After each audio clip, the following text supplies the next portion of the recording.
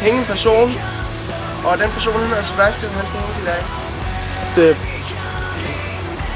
Og jeg har nu hængt Sepp, som jeg skulle, og han er død, og det er forbi. Sepp døde i Brønshøj. Endnu en gang velkommen til Creepy Places. Dengang er det 2'eren.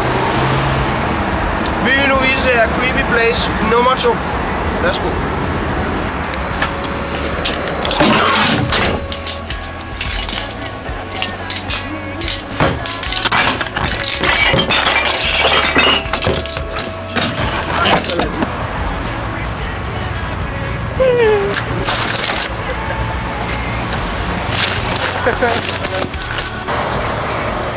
Ja. Velkommen til tredje afsnit af Creepy Places. Vi vil nu vise jer det tredje creepyste place. Værsgo.